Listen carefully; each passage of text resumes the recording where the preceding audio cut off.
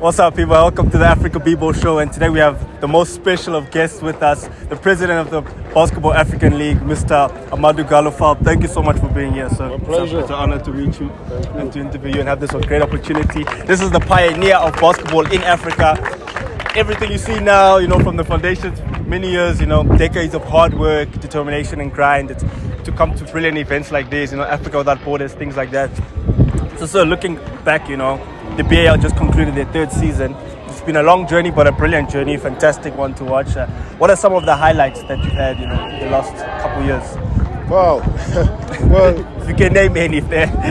It's difficult to pinpoint, but obviously the Basketball African League being the culmination of all the work for many decades that the NBA partnership with FIBA had engaged in, launching Basketball Without Borders in 2003 here in Johannesburg. So today being this edition being the 20th year, obviously that's something that is really special. Coming back here in RX, where we were here in 2013, where we first refurbished these courts, and seeing this turnout, these kids, incredible number of young players who are coming to be introduced to the game.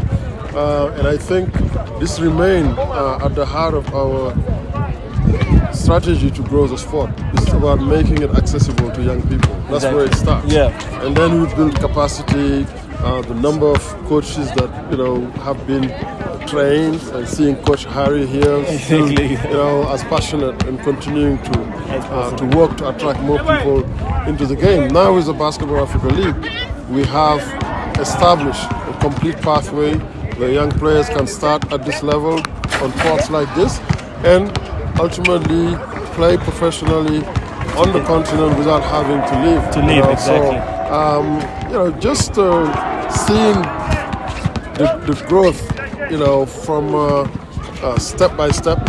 Like I say, when we opened the office in 2010, we didn't say, let's launch a professional basketball league. We were talking about, let's make the game accessible. And then over a decade later, we launched the league. So, many highlights, and also a lot of the familiar faces that we see, coming from all over Africa and around the world to come and support this initiative. No, definitely. As what you touched on, as someone who played basketball in school, we didn't really have the structures or the good support from the schools implemented into coming up and raising talent. So what you're doing here is phenomenal. You see the turnout here, crazy. And kids being able to start from a young age, which I think is the most important thing. Because, as we said, people are like me who have been fortunate enough to be able to play. We only started 14, 15. So what you're doing is absolutely amazing. When you look at also, as I talked about the first edition, we wanted to bring players from the continent who are playing in the NBA. You could probably count them on maybe one hand. One hand. But today, the number Embiid, just an MVP. Is MVP, Pascal Siakam. But we have some of those guys who are here in the initial camp, like Ruben Bumche, who is currently the head of league operations at the Basketball Africa League, or Olamide Oyedeji, who was at the time a player with the Seattle Supersonic that moved to Oklahoma later on to become the OKC Thunders, and at the time we had Dikembe Mutombo, obviously, and Mamadou Ndiaye, the Sagana Job. Those were the initial cohort of talent that we had here. Now you're talking Bam Adebayo, Jonathan Kuminga, Jalen Suggs, and the point guard from Cleveland Garland here, coming here to inspire. You have head coaches Mike Brown, the head of the coach of the year this season. JB Bickerstaff, Darvin Ham, the coach of the Lakers, who was here in 2005. As a player, and so that's really, this is a special opportunity to get back to memory lane, but at the same time to see these young kids players on the spot, and hopefully they're going to continue to use it in numbers. Oh, that's amazing.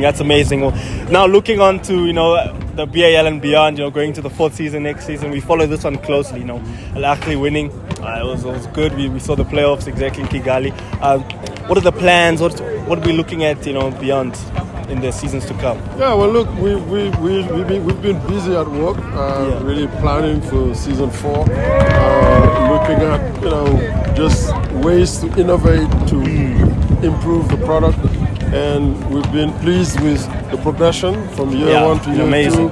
We saw the product on the court getting markedly better, and from season 2 to season 3, same thing. So we expect the same for next season. We had our most competitive season this year. If you look at the Sahara Conference grading, Dakar, 5 out of the 6 teams finished with the same record. Yeah, exactly. And then crowning a new champion. Petro, the Luanda has been consistent. The champions went out in the group stage. So the competition is wide open. Teams are getting into it. They're getting prepared.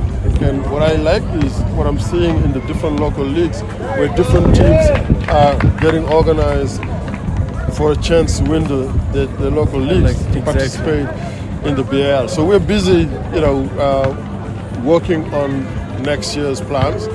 We'll have some announcements to make in coming weeks. Well, thank you so much for your time. Really appreciate it on the AfrikaBBall show. Mr. Amadou Gallo Fall, it's an honor and a pleasure to be able to speak to you. Pleasure, man. Thank you. What you guys do matters. And as I talk about building this ecosystem, it's not just about the players and coaches and referees, but what you guys do, telling the story is very, very important. So we're grateful. Well, thank you so much. You. I really appreciate it.